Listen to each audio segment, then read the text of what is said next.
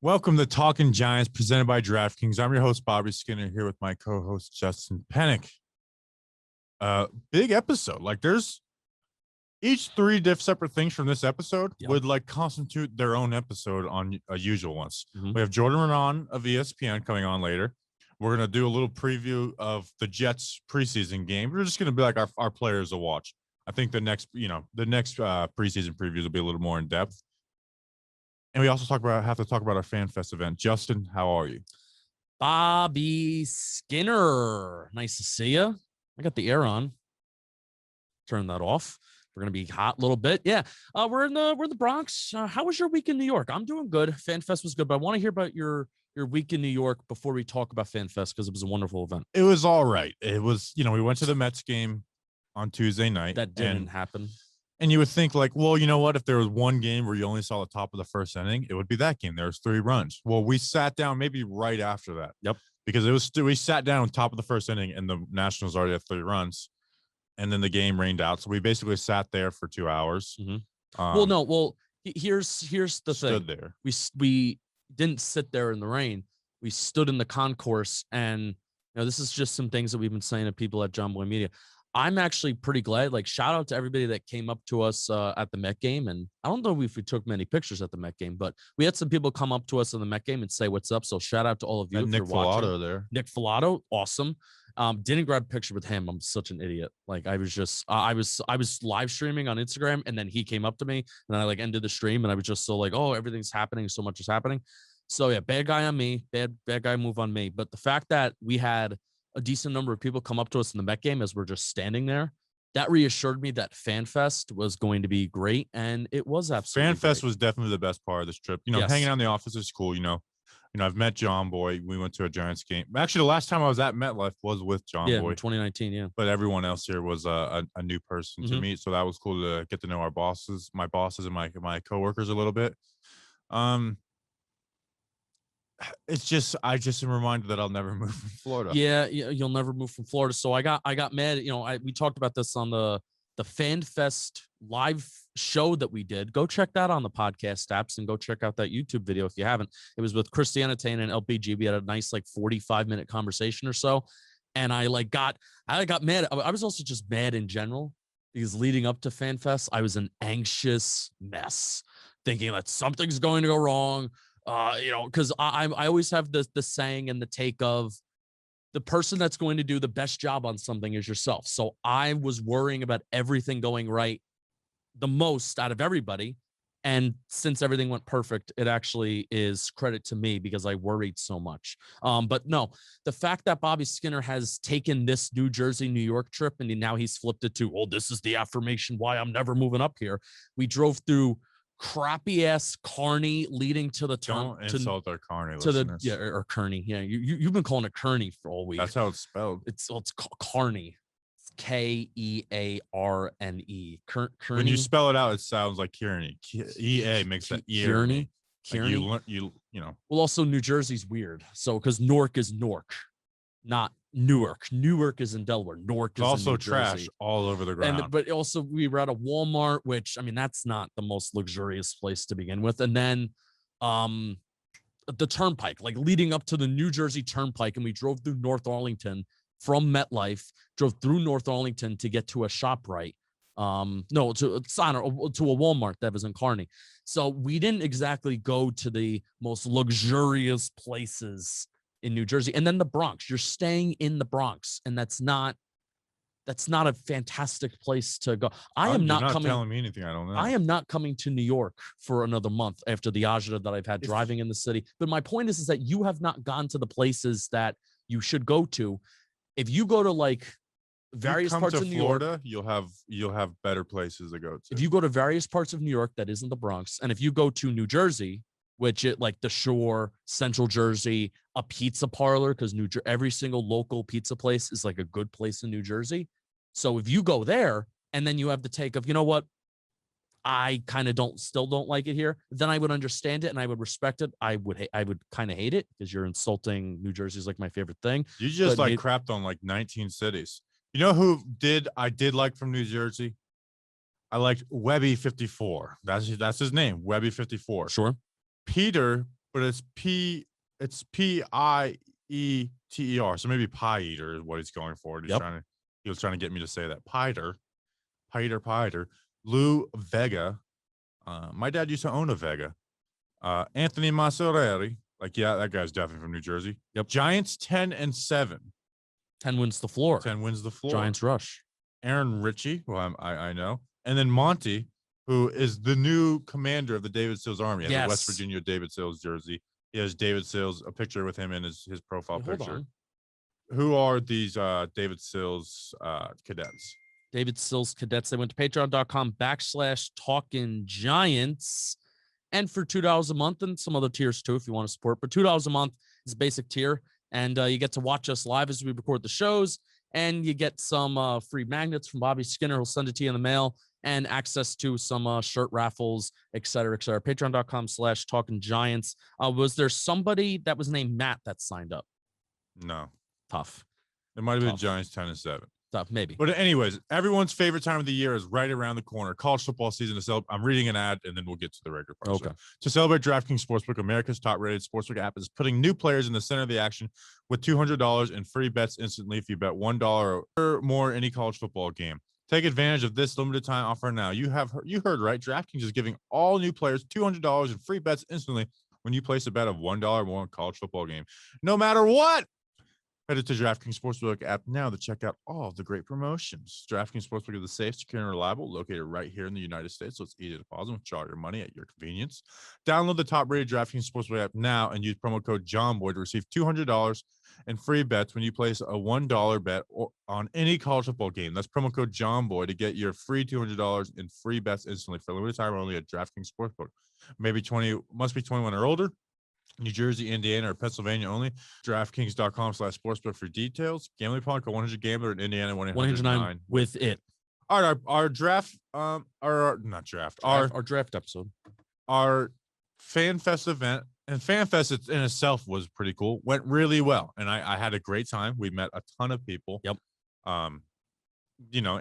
Check out the live show. We put it on the podcast and YouTube. Yep. I would suggest if you're a podcast listener, just watch this one on YouTube because you can. It's very well done, and I was very glad on how it went. Yeah, like LPG, Christiana, those were the two guys that were there for that conversation. But even just outside of that, a bunch of I don't even want to name the people that were there because there were so many other various content people, podcast people, YouTube people that were there that I would feel bad if I forgot somebody. So you know who you are if you were there, and just the number of people that came up and took a picture with us and supported us. I signed an autograph, which was bizarre, which made me realize that I not only need to practice my signature, but I need to practice it well. If that's going to be a thing that happens. Don't ask me to do signatures because I'm really bad at it. Mine's different every single time. Honestly, if you ask me for an autograph, I want you to think about, hey, if Justin saying Pennick, that for your own good, not for my. If Justin Pennick signs this, I need to know that it's never going to return to the same form that this wonderful product is in right now before I touch it. But after I touch it, there's basically no going back. So people need to understand. No, it was just really cool. That was our first Talkin Giants event. Bobby and I, we kind of got together at the start of 2020. Obviously they were going strong. Danny King and Bobby Skinner, they were going strong in 2019 too. And 2020, I think last year would have been the first year that maybe we tried to do a mini event, but obviously couldn't do it. The world kind of shut down, and now we're getting back to it. There's going to be fans in the stands on Saturday, and this was our first Talkin Giants event. And John Boy Media really, they pride themselves on kind of having good events and good fan interaction and listener community. I like to say it's community, community interaction, and that's exactly what this wasn't. It could not have gone better for a first event for us to kind of put on and invite people to. And we didn't really put it on. It was the Giants, but we invited people to a spot and, we made an event. We had a lot of great food. Shout out Topher Pete, though. I will say, shout out Topher Pete, who made the food and got the food because we were running late. And don't blame me on that. Blame John Boy and Jake on John Boy and Jake. Go check out the animal draft. I thought was funny is I picked bees as my animal to move. And some of the comments of people we knew were like, the Talkin Giants guy destroying the world with his final pick was pretty on brand. Talked about penguins who commit These suicide. are the most important. Might be like the single most important and like animal for the ecosystem. And I Sure. was like, get them out of here. Get rid of the world. Oh, well, you and Snacks have allergies to the bees. Yeah. And I almost died. Tough. But no, it was really cool. Like I said, thank you to License Plate Entertainer for coming on. Yeah. Topher People Pete. from John Boy Media who helped us. Yep. Chris Farrell and Maddie Mass. Yep. Topher Pete. Even, Danny, Snack, and all the people. Yeah. Like, that was the coolest thing. Like, yeah, doing the live show there was cool. What was cool is meeting all, hundreds of people. Oh, yeah. And you guys coming up and saying hi and taking pictures, like it was cool, maybe doing that, when I'm 40 years old won't be as cool, but right now that was like that made our event to where we were buzzing afterwards. No, like, and really, I very rarely am like, oh, that was so great. Like I'm usually just, we did it. We did what we're supposed to. I was buzzing after that event. And really it affirms, kind of like what we do, because especially so much of what we do is behind a computer screen because we're in different states. And, like I said, with the world being and shut look how down comfortable for a I year, am not be in person right now. Yeah, look at you. I've grown a lot in 2 days. Look at you. Yeah, but it affirms what 2 days we do. ago, I'd been like, well, yeah, and the Shane Lemieux's hand. I was not liking it, but anyways, It affirms what we do, and because so much of what we do is interacting with people behind some sort of screen, or if we're going on another show, so to speak, that is still behind a screen and it's still virtual, but to get to actually hug people, shake people's hands, and to celebrate what we're all doing, that's absolutely awesome, and I couldn't be more thankful for how it went. So no doubt. Yeah, FanFest. We're gonna do more. We're gonna have more events. Bobby's coming up November. We may do something, but also I want to have an away game where everybody who's local, we meet at a bar or we meet somewhere. Working on a place. We meet somewhere and we just watch the Giants game together. So that's gonna be like the next event. It's definitely gonna be smaller, but that's kind of like what we're thinking of next. Word. Oh, you should wear a backwards hat more often. Am I pulling this off right now? Yes, and I like you were in the cowboy hat, and I was like, please, for the love of God, I pulled take that it off. cowboy The backwards hat. hat, you should wear that more often. Because It honestly makes you look 10 years older. Does, because I usually don't like to wear the flat brim. I'm usually a baseball cap kind of guy. Backwards hat. But the backwards hat with the flat brim. Anything else? I mean, Jordan Ranaan, who we're having on in a second, came by. Arch Stapleton came by. I don't know. I had a good time. Like there was not a single, like, and I don't exaggerate this. There wasn't a single awkward conversation. No. And I probably talked to 100 people, like individually, or in like, me talking to 2 or 3 people. There wasn't a single awkward conversation. So I love that. No. People that we, were, quote unquote met, but it's like you've talked to online. Yeah. And what was funny is like some people who don't have their real pictures, like, oh yeah, I am Donnie Dimes. It's like, oh, okay, that makes sense. So shout out. Donnie Dimes came by? Yeah, he's the big dude. He might have been the biggest person there behind me. And that's the comment we got the most, was like, oh my God, you guys said Bobby was big, but I didn't know. I felt like when I posted the picture with me and David Cutcliffe at my Duke visit, I thought that was like here you go. Mm-hmm. But no, it's one of those things where you got to see it to believe it. How many years do you think it's going to be where people can finally, when they see you? Well, next time I'm going to be getting tight end comments because I'm going to be. Oh yeah. That's when I knew when I had left college, I got skinny. Is I stopped getting like, did you play offensive line? I started getting, did you play tight end questions? So next time I'm down, I want to be like, you should play tight end. Hopefully, Evan Ingram and Kyle Rudolph and all of them are so good that we won't be getting that. Maybe I can stop getting John Candy comparisons and I can get more Blake Martinez comparisons. Yes, anything from the FanFest event in general. I will say the video that's going viral of Daniel Jones, in the moment, I was like, that's the worst throw I've ever seen him make. It was bad. Now, with the context to it is like, okay, well, it was a should-be sack, and eventually, like, even though it's a red jersey, they have to get rid. But it was like, in the moment, I was like, I've watched every single throw that guy has made twice, 2 times. I've seen most throws he's ever made 3 times. That was the single worst one I ever saw. But then right after that, he was like basically like perfect after that, besides one throw. I mean, I thought there was going to be more team drill stuff. Like usually you go to a typical Giants training camp practice. They didn't really market this as a scrimmage. They did market it as a full padded practice though. So I was not surprised to see, they got to warm up in the beginning and then do their team individual stuff and special teams, which that's the time that you always just go on your phone, at least for me. If you're a special teams nut, power to you. But I thought I was expecting more team stuff because that's, we were there. Like they put fans in the stands, and I thought they were going to do more team stuff. They barely did anything. So really, partially because I wasn't paying attention to practice because there was a lot of cool people around us, and I was talking with them, and also Did you see the Evan Ingram drop? Because I didn't see. I did. heard about It was in our side. I didn't hear the booing. I just saw the tweet after Evan Ingram dropped the pass and he was booed. Was the booing that loud? No, there was a little bit of booing, but it wasn't like, I guarantee you, because Evan Ingram just dropped the ball and he's in the moment. Sure, you heard it for a second, and it's like, how can you not be surprised by it? Wasn't by that happening, but it also wasn't inappropriate. I also think booing is like the nicest mean thing you could do in the world. So I'm very fine with people being booed. Yeah. Like him being booed or not booed doesn't have any impact on his next catch. I had to keep an eye on Snacks. He was starting to scream long season. We're gonna stink, and I had to pat him on the back a couple of times. I had to keep an eye on him because he was wild. Yeah, he's. They put a sticker up, so I won't say anything. At a White Castle. So that was cool. Other things. I mean, I noticed the O-line. Again, they weren't doing anything crazy physical, but it was cool to see them out there. It is crazy when you see it. It's like, wow, they really do have 4 offensive line coaches because Freddie Kitchens works with them a ton. Yeah. Okay, that's something I need to say Freddie before Kitchens. we move on. Let's get the record straight.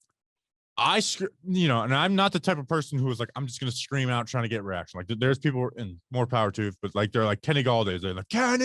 It's like, I'm just not going to do that. Oh, no. So if I yell something, I want to make it count. So there's 2 times I yell.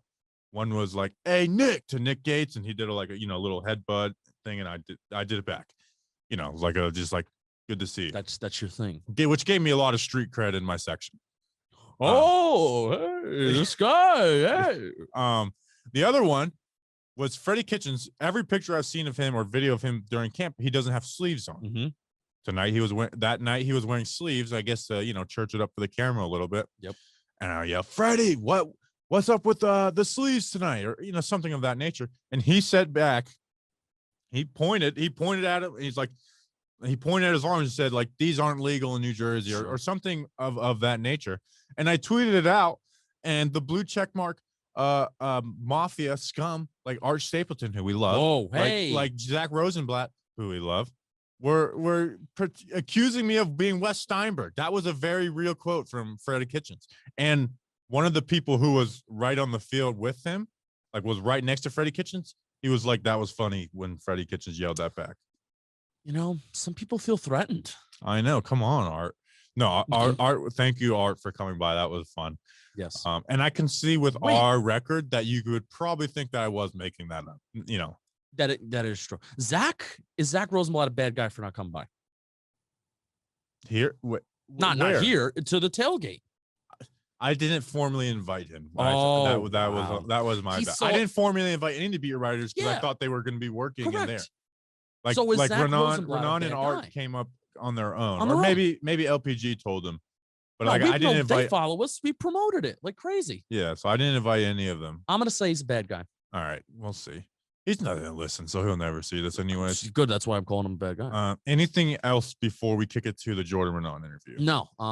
Thank you so much again. I think we've thanked people a ton. And I'm gonna thank people. And I'm gonna thank people again and again and again. When people yelling "Talkin Giants versus the world" at us was like, all right, I like that. That was that. All right. We got to talk because we have a new sponsor called Gabby Insurance. There are hundreds of companies out there claiming to compare home and auto insurance rates, but there's only one who actually does it. Get a better insurance with Gabby, and I know it because I've done it. I have done their process. I have done their compare and quote process. Gabby is the one true comparison platform with fast, verifiable quotes, not ballpark guesses. Use your current policy to find a better policy, comparing your current coverage with 40 of the top insurance providers like Progressive, Nationwide, and Travelers, all in one place. Bobby Skinner, I went through the compare and quote process with my current auto insurance, and all you have to do during this process to put some of your information in, include the make and model of your car, your current insurance plan, average annual mileage of your vehicle, the main purpose of your vehicle, some other minor details that literally it just took me a few minutes to do it. I did it on my phone, didn't even need a big computer to see all the different rates and all the different coverages. And it was extremely, extremely easy. I put in my current policy. New Jersey manufacturers. I'll just start out there. I'll give you my insurance policy. I'm not going to give you any numbers, but my current insurance policy, New Jersey manufacturers, and boom, I got multiple options with various different quotes to choose from, and they range in various different plan options and also prices. Gabby lists the price and gives you the details on what the plan offers, which honestly, like even if I want to feel like I need to upgrade my insurance, even if I want to pay more for car insurance, the fact that it gives me the details on what they offer is key too. So thank you, Gabby Insurance, for making the process really easy and being an awesome product. Put your policy to the test like I did. Get a better insurance with Gabby. It's totally free to check out and there's no obligation. Go to Gabby.com/Giants. That's GABI.com/Giants. Gabby.com/Giants. Make sure you use that promo code after you check out and after you compare your quotes. Thank you, Gabby Insurance. Bam. All right.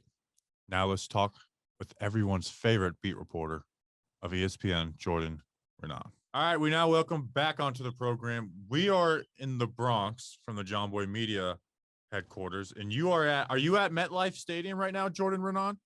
I ESPN? am at the Quest Diagnostics Training Center. Oh, beautiful. Look So at very that. nice. that's basically like, in the parking lot of the MetLife complex. Well, we know they do the best diagnostics.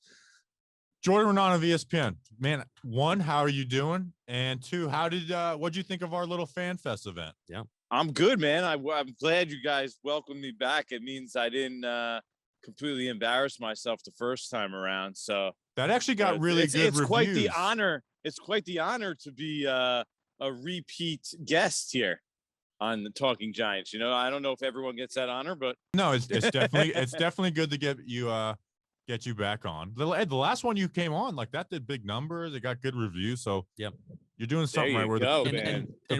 When we had you on the first time, Jordan, that was during your phase. You had an interesting phase this offseason with YouTube. Yeah. So that was more at Instagram. I don't know how it got turned into YouTube. That's the way the world works. But we're gonna talk Giants in a second. Well, hold on. Can I comment on your event yesterday and say it was great to meet you guys in person, and I was very impressed. I mean, as I mentioned on Instagram, you and Bobby and license plate guy, that's a lot of flow right there in one place. But yeah, you guys had a good little thing going, and you're building up something nice. You should charge it full speed ahead. You guys got something going there. I appreciate it. It was a pretty cool event. It was cool to meet people. I mean, like I said, you showed up and I started talking to you, and it's like I had to start, go say hi. It was pretty cool to finally get out here and do that. Yeah, it's hectic, man. You're now that you're famous, What's funny is I was in the I was down in the corner by the O-line. Yeah, and he left us. There was like a group of other Giants podcast people, and then Bobby's like, I need to go to the other side of the field and watch the O-line. And people would come up and say hi, and I know the people around me, and they see how big I am, and they're like, "Who is this guy? Like, is he a former Giant?" And it's like, nope, I just look like I'm a former Giant. He is a Giant, even though there was a Giant named Bobby Skinner. You're gonna like this then, because 80% of my DMs afterwards, when I went back and was looking, are like, "Holy shit, Bobby's huge. He's a hog molly. Holy cow, he's gigantic." Like that was like my entire DMs. That's all it said. Well, everyone kept on saying to me, like, "Oh, you need to come in and play offensive line." I kept on making the joke, like, you don't want to do that to Daniel Jones. But I find out that Ben Wilkerson's stepping in. I feel like I could have at least done that role that Ben did. Like, Ben's a pretty fit guy. Like, I don't think he's ready for the offensive line grind. You think he's in too good a shape? Yes. That's exactly what I think. Ben looks like he could kick some ass for sure. Oh, yeah. But, I would look the part better. He might play the part better. Would you have your jersey up and your midriff showing like Nick Gates? No, I don't have that type of confidence of Nick Gates. I have it. Because Nick Gates is a baller, man. I love that about him. Oh yeah, he's our guy. I mean, he drips swag. I can't even say drip swag without sounding bad. Yeah. Did I ever tell you I said to Nick Gates during the offseason one day, I'm like, "Yo, what do you think about coming on the podcast tomorrow?" And he was like, "Oh, I already have Talking Giants booked." Nice. Nick Gates is our guy. I think it's pretty well known at this point. But let's talk about the Giants. And all right, let's do it. I think maybe my favorite story you've ever done and was just this past week. And it was about, what was it called? The free labor union? Like what was that? Cheap labor union. Cheap labor union. What was that all about? And then how did it come about? Yeah, you know, it's interesting. Like somebody had told me like all these coaches were together, you know, and like at the same exact time. And that's why, and they were part of this little crew. So then when I brought it up to Judge, you know, he kind of said to me, he said, you know, it's funny. It's a good story for you there. We actually used to call ourselves the cheap labor union. And I was like, wow. Like, and I'm talking about, this was probably like February, March, or somewhere around there. So it actually took me that long to do the story, just because like, it's not like you see these guys every day. Right. And it was interesting because the more I looked into it, the more like, holy cow, this guy's part of it. This guy's part of it.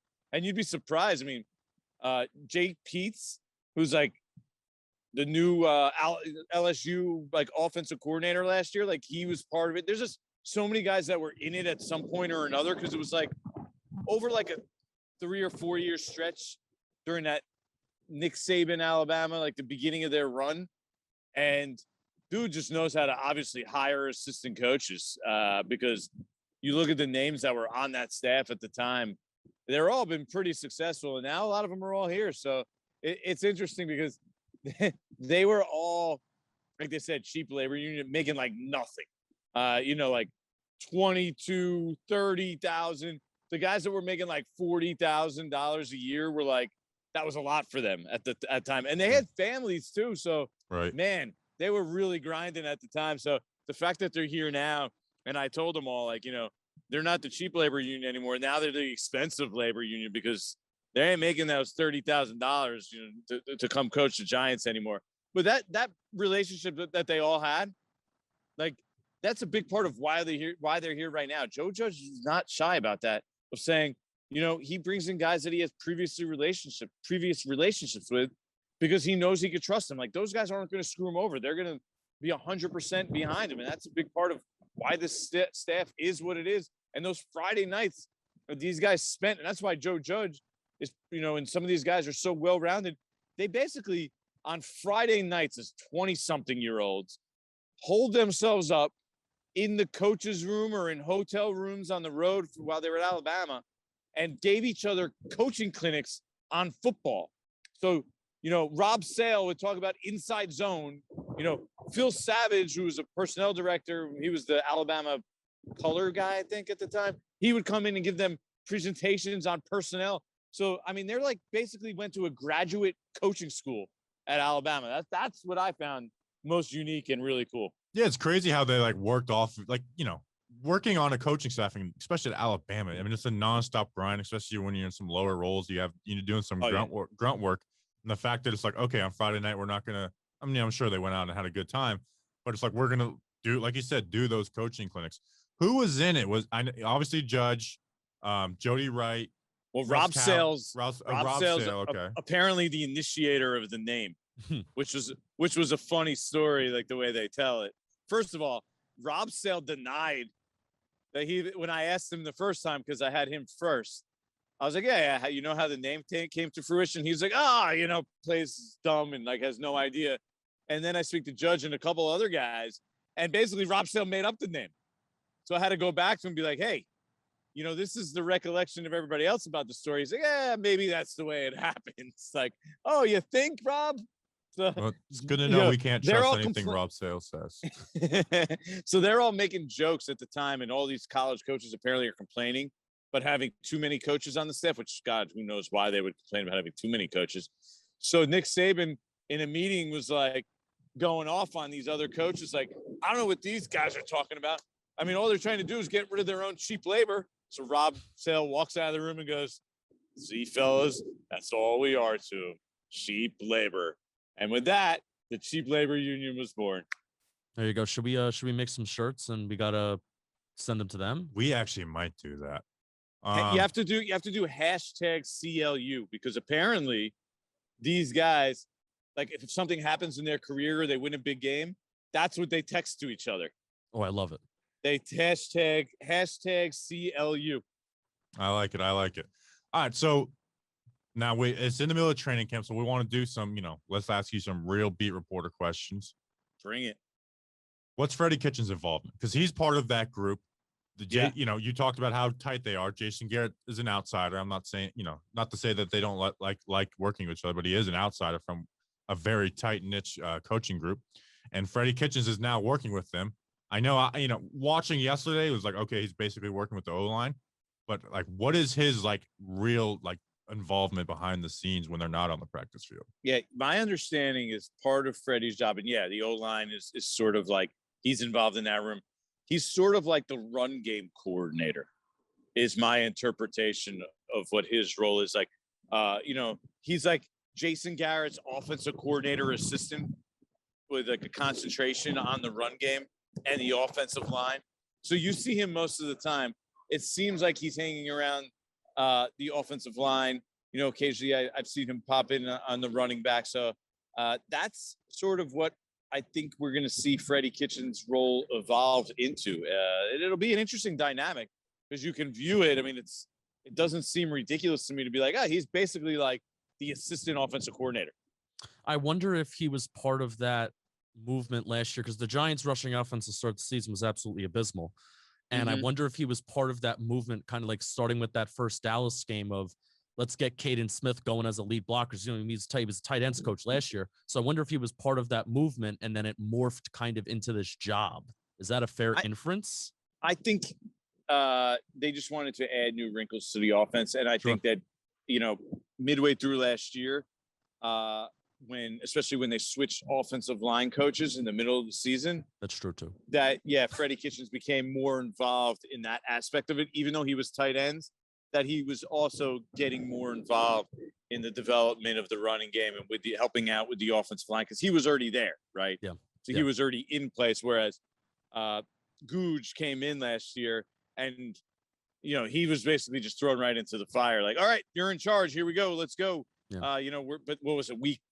Was their bye week, whatever that was. So it was around mid-season. Yeah. So we got a football game this weekend, Jordan, and I'm kind of excited for it. Preseason football, first time since 2019, kind of bizarre, but we're having trouble. I guess we're having a little bit of trouble right now without saying that we're having trouble about talking about camp, because we're not there. Luckily you're there, even though you're 3 football fields away. And we're talking about guys that we're looking at for preseason. My guys like Corey Clement and Dante Pettis, but still, how much of these guys going to play during the first preseason game? So who is like a player that you're watching for this Jets game, even if they're like, a no-name player, maybe we don't even know about them, but who you kind of keep an eye on for this Saturday? I mean, it sounds like I'm making up a name here, but Cole Hicatini. Yes, he's been everywhere. I swear he's on the roster right now. He's probably their third tight end because Kyle Rudolph is injured. Like, if he is probably going to make the team, but barring them going out and getting some tight ends or something. So I'll be interested to see him play because honestly, I started to have to look it up yesterday, and I even forget where he went to school again. Oh, NC State. Only because I looked it up this morning. And he's from Sacramento, California. I just looked at his name on the roster because I did not know anything about Cole Hicatini. And for the first couple of days of camp, I was like, oh my God, this might be one of the worst guys on the field. But he actually has played really well lately, and he's done a lot of good things, and he's slipping in with the ones at times. So he's definitely a player I'm watching. I would love to see Xavier McKinney play. I don't know how much he's going to play. Look, the judge said the way that he's going to approach his first preseason game is basically like it's the usual 4th preseason game. Right.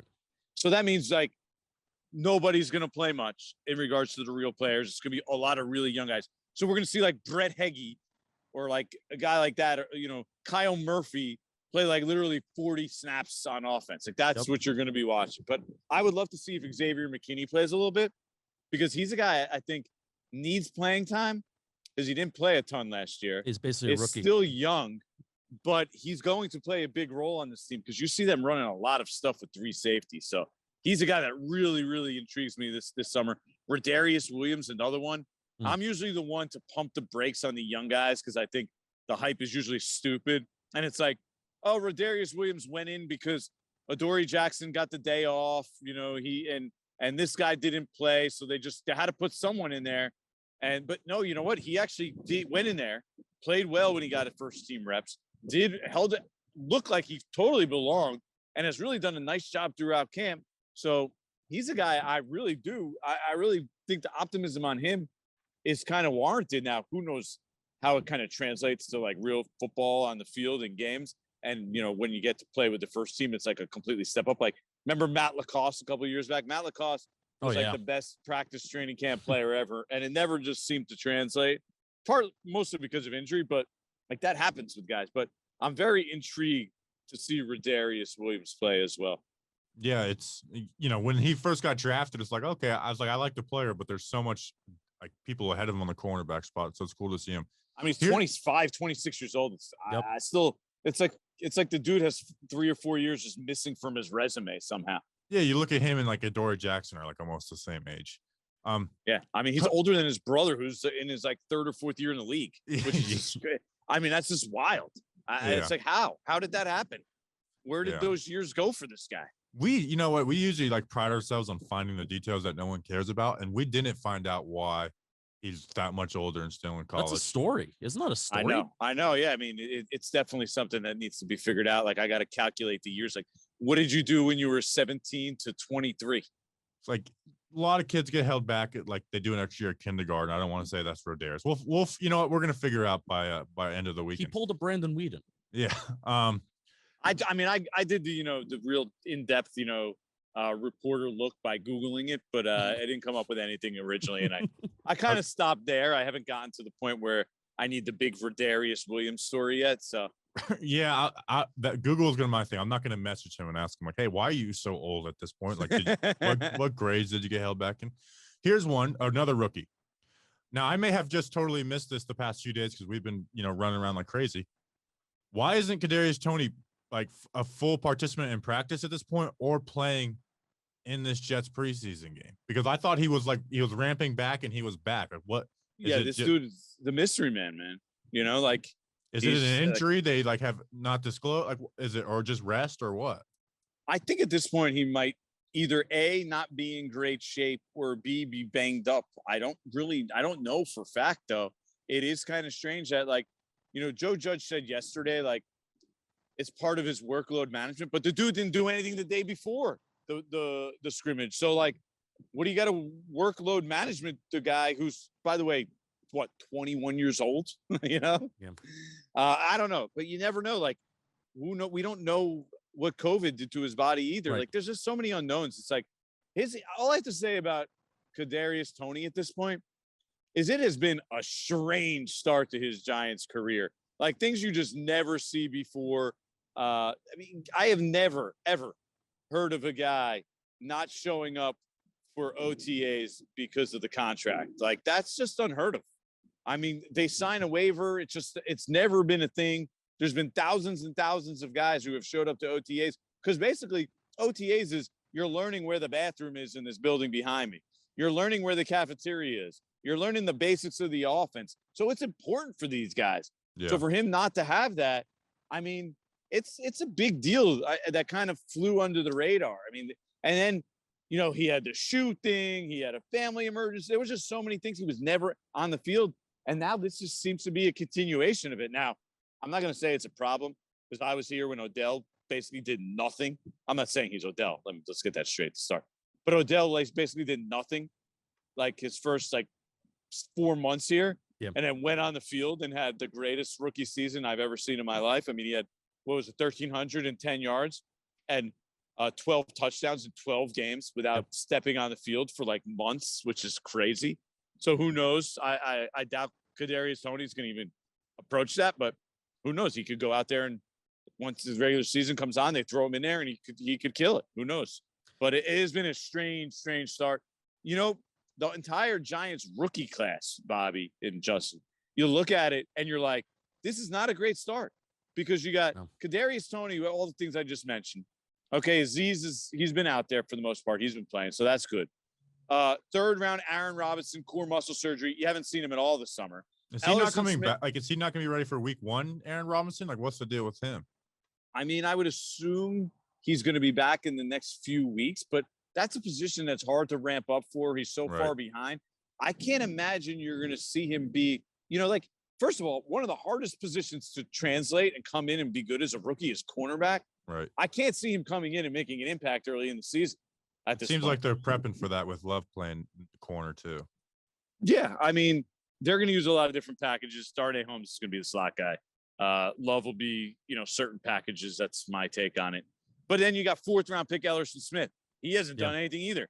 5th-round pick Gary Brightwell. He's been sidelined recently now with some kind of leg injury. I mean, so really, how much are they going to get from these rookies early in the year is a big question that you look at this team right now. I'll be hard pressed to tell you that I'm very confident that you're going to get a lot from some of those guys, considering how little they've been on the field. Yeah, and I part of me thinks that they anticipated that. The fact that you pick Aaron Robinson when you already have Darnay Holmes. Maybe Kadarius Toney is the guy that you would want to kind of contribute right away, but Ellerson Smith, that's even seems like not a luxury pick because the Giants definitely do need edge help. Yeah. But when you look at him as a player, he didn't play last year. Right. When you look at him as a player, he was a developmental player before he even took the year off. Also, considering that the Giants have 10 picks next year, that I feel like their draft mentality and their free agent mentality was the complete opposite. But I kind of like that because their free agent mentality was aggressive. And then their draft mentality was let's gain capital and let's, continue to build there. That's good team building. Yeah. Another mystery man, besides just this general draft class, it is Kyle Rudolph. And we're getting to a point where we want to start ramping up for the season and we want to start seeing, hey, how exactly is this offense going to operate? Is it realistic to actually have 2 tight ends here to fully get them involved in the passing game? Or is Kyle Rudolph just going to be a really expensive blocking tight end and just be a better version of Caden Smith last year where he played basically 50% of snaps? So this mystery man, Kyle Rudolph, do you know what his timeline, his timetable, and what's going on with him? Coming into training camp, the way it was presented to me was it was like, okay, 50-50 on whether he'll be back and be ready for week 1. Having not seen him on the field, I mean, he basically looks like a coach. He's out there. He's like dressed like a coach, holding a piece of paper like a coach.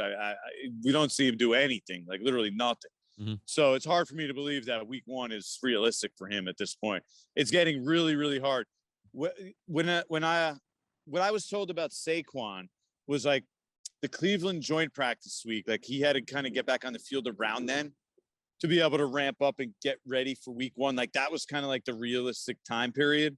So like maybe if Kyle Rudolph gets on the field like ASAP, like the beginning of next week, there's a slim chance. But after that, I mean, we're looking at a little bit longer now.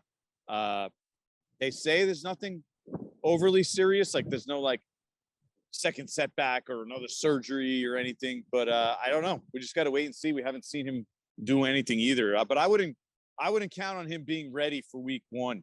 I mean, just when you haven't seen a guy, we had a month from the season opener. We're pretty close, right? Yeah, pretty much.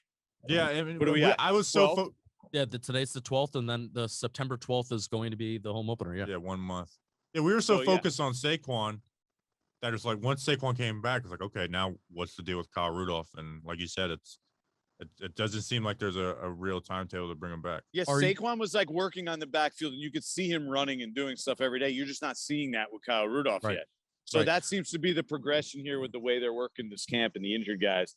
Like you have to get back. You do work on the back. You see them do, running sprints and doing stuff, and then eventually they work their way back. They get their pads on and they get a jersey on, and then they get back into practice. But Rudolph, no jersey, no running, no working with the other injured guys. I mean, I'm sure he's doing stuff in the building at other times during the day. I mean, his rehab, I would hope, is not nothing at this point. That would be a real problem. Are you guys and gals of the beautiful Giants beat going to be making your way out to Cleveland and New England for the joint practices that they're going to be doing? I am actually not going to Cleveland. I know most of the other people are. We don't really do away preseason games, but I am going to go to New England. Beautiful city. What's that? Yeah. So it's a beautiful city, I've heard. Cleveland? Yeah. It's actually not that bad. I know you're saying it sarcastically. I'm not down on Cleveland. Okay. Well, I was hoping you would be down on Cleveland. Well, you just alienated all your Cleveland listeners. I did that Yeah. many years ago when I threatened to fight Baker Mayfield. Yeah, so guy. that happened. That happened a long time ago. Is that when he made the comment about Daniel Jones? Yes, and then they tried to say it was out of context when it wasn't out of context. Jordan, we appreciate you. Where can people find you besides on the mothership of ESPN? Anything in the pipeline you want to tell people to look out for? Where can people see your stuff? Yeah, give us a scoop. Give us something on the Jordan Ranaan scoop wise. I also missed the fashion updates. I told you this in person yesterday, but I miss giving the fashion updates on behalf of you. Yeah, I mean, you can always find me on Twitter's a cesspool, but I'm there. If you comment, it's definitely debatable whether I ever see it. Instagram, if you want to DM me, you could always find me. And I'm trying to build up a TikTok something. So Yeah. I'm your trying. TikToks have been a hit. Usually, I'm it's trying on different Twitter, things. they're Yeah, I hit. appreciate it. I mean, my daughter has been away at sleepaway camp, and she is my editorial director. So I'm looking forward to getting that back because I'm not a very smart guy, and I need input from a 10-year-old to be able to edit some of these videos and stuff that I've been trying to do, and it's just turned into a waste of my time. And I'm like, crap! I just put so much time into making a 15-second TikTok video. It's like, what did I just do? So hopefully we'll be pumping out more TikTok videos. So follow there, Jordan Ranaan on ESPN there and Instagram. And of course, ESPN.com. That's where I make my money at. Yeah. ESPN. All right, Jordan, thanks again for coming on. We'll definitely talk soon. Anytime. When are we going to see you guys? Are you guys going to be at more games? I mean, I'm coming up for the Philly game. Are you going to infiltrate the media corps at some point? I mean, Tampa, what do you guys? I'm thinking about it's Monday Night Football. So for that a Monday Night Football game, will you be there the Sunday before? Oh, of course, definitely. I can maybe chum it up with you blue check scum. Yeah. And down in Tampa, and I think we might have said this on the last podcast, but Tampa always brings out the worst in people. So that's the side of you guys I want to see. So maybe Tampa Sunday night will do something. Well, road trips can get a little ugly. So that's where I thrive. So we're good. I'll tell you the best thing about Monday night games on the road is you're in a hotel, and for people like me and a lot of the guys in the media room, your kids aren't there in the morning, and it's super dark, and you have nothing to do for half the day. It's amazing. So you can go out that Sunday night, have a good time. You really have all Monday morning just to sleep and sit in bed and do nothing, which is amazing. So we have it on tape right now that if you say to Bobby Skinner, "Oh, I'm tired, I don't want to do anything Sunday night," we are going to replay this and send it to you and say, "Well, you said that's the time to go out." So there you go. You're not going to get that from me. I'm not that guy. Yes. All right. Good guy. stuff. All right, man. I'm not the 8 o'clock go to bed guy.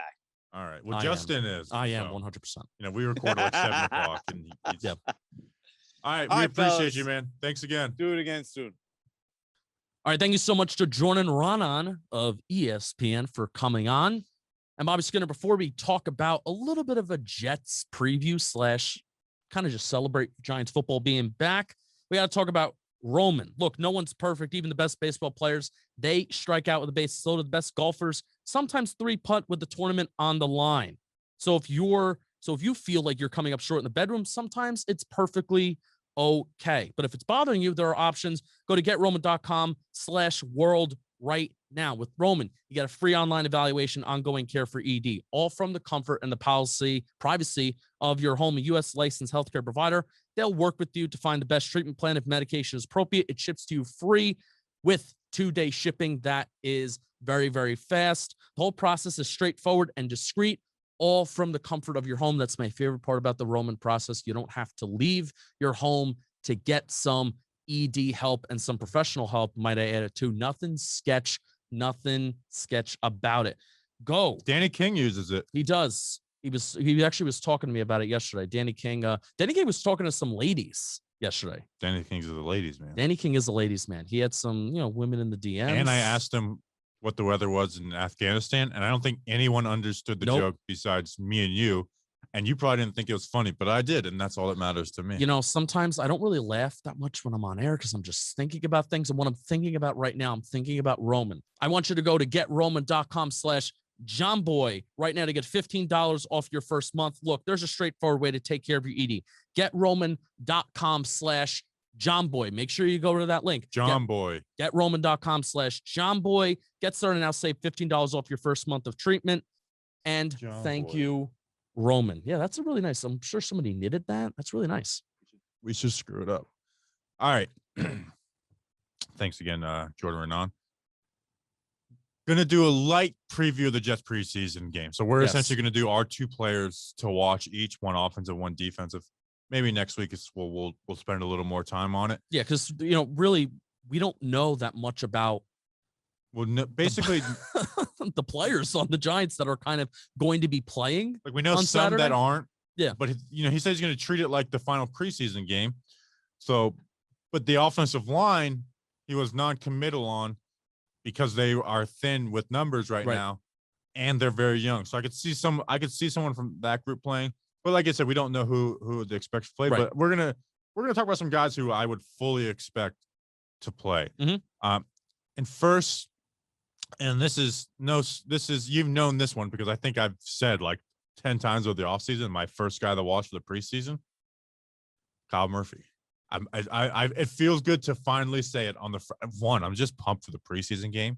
Like I've been so like lost in the draft and the fan fest that I forgot, like I'm hyped up for the first preseason game. I don't care if the starters aren't going to play, but Kyle Murphy, because Kyle Murphy would have been in that first episode last year, and we never got it. So we have nothing on Kyle Murphy. Yep. We have no opinion on Kyle Murphy.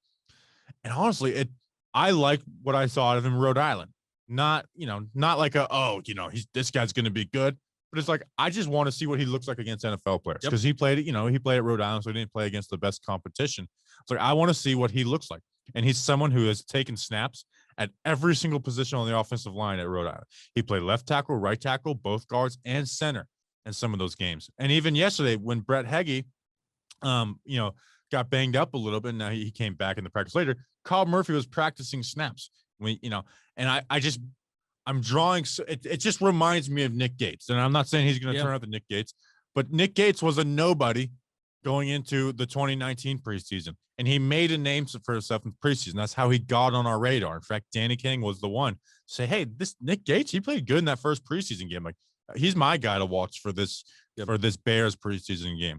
So Kyle Murphy out of Rhode Island, like I'm so excited to see him go up against NFL defensive linemen. I don't care if they're backups. I'm excited to see him go against these NFL D linemen. Yeah, the last time that we had somebody who was undrafted that the Giants kept around because they kept Kyle Murphy around. They kept Nick Gates. They even around. added him to the active roster at some point last year, which tells me like teams were probably snooping around to poach him from the practice squad. So, the last guy that like I said, it's not meaning that this guy is going to turn into Nick Gates, but the last time the Giants had a guy that they kept around like this who was undrafted turned into Nick Gates. So, rooting for Kyle Murphy and just excited to see him on tape and on film, because I frankly, I've never seen anything on film and on tape. So I still like he has good pass sets. Like he's got good footwork.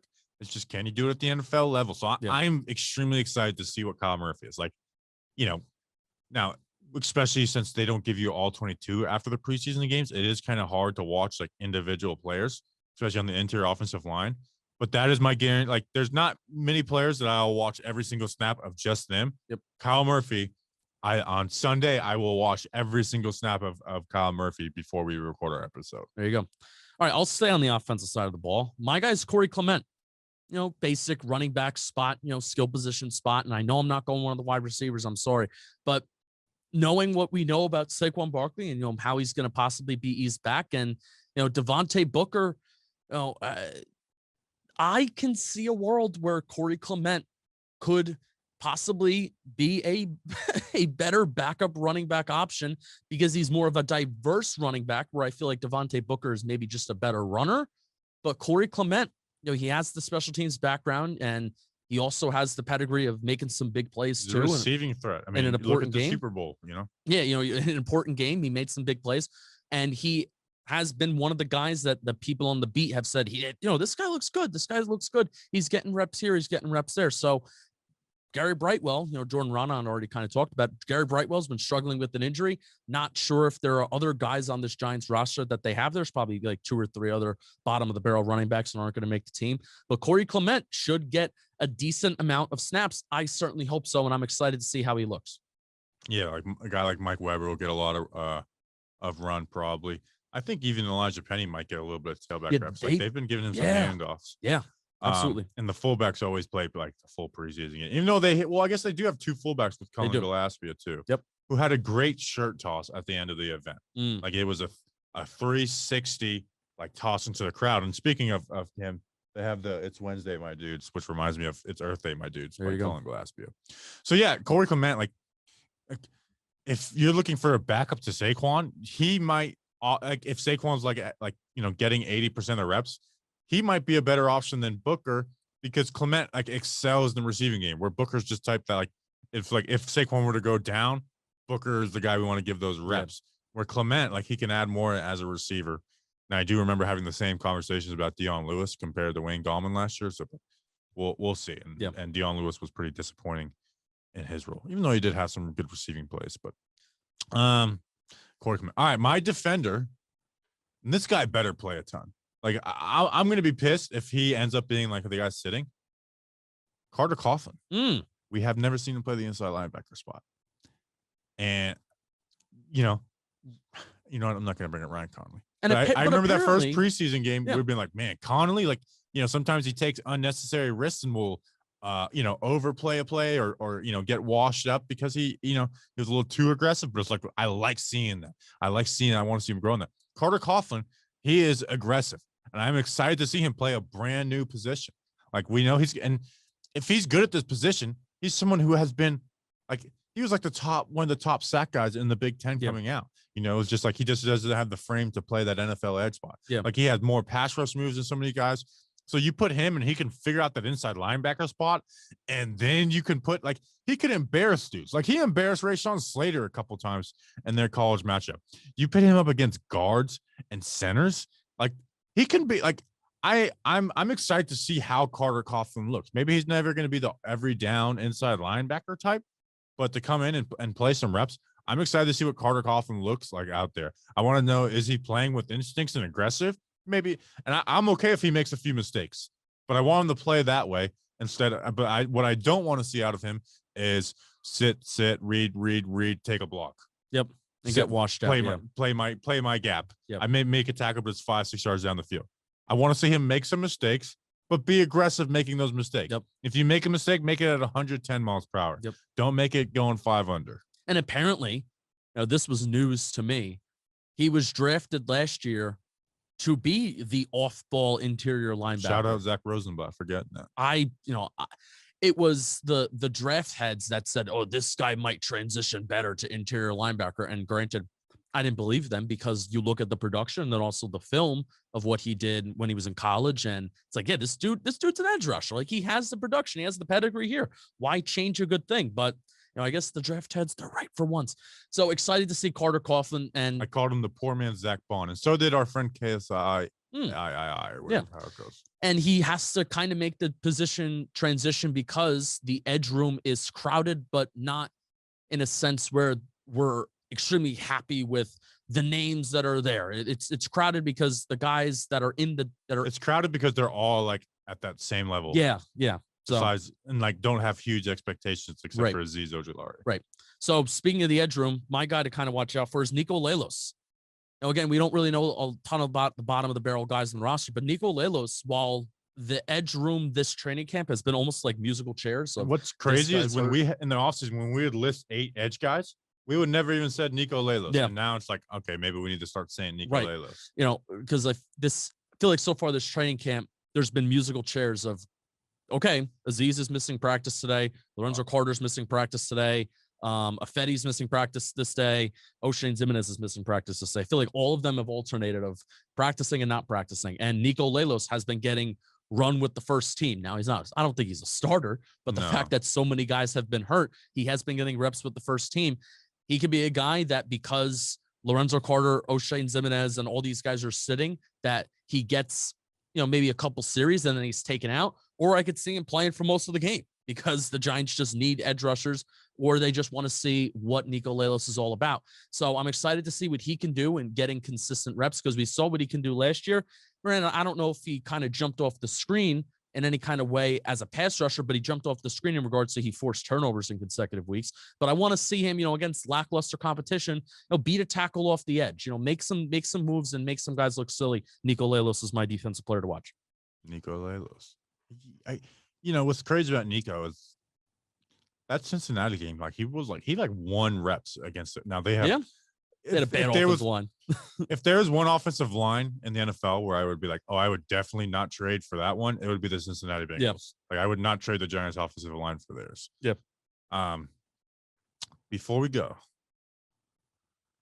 rest in peace, R.J. McIntosh. Tough. It sucks that I couldn't spend time being bothered by that, because it happened while we're at FanFest. He got claimed by the Saints. You know what happened? He got claimed away by the. Every time I come to New York, a guy who I don't think should be cut gets cut and then claimed by the Saints. Do you really want to make every single time that this happens? Do you really? I can't. I just put it together. Every time I come to, I'm never coming.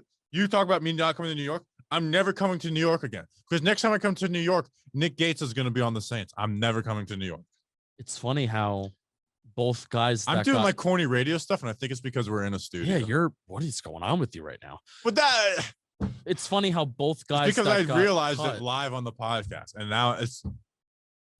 And I bet you he'll be good for them too. Both guys that got cut from the Giants that Bobby's referring to. I don't even know if he should name them. I mean, you're going to know. You can say Janoris Jenkins. It's fine. You don't think he should have got cut? That's quite the. Oh, that might have been one of my strongest, going against what the majority was saying takes. Yeah. I was livid that day that they cut him.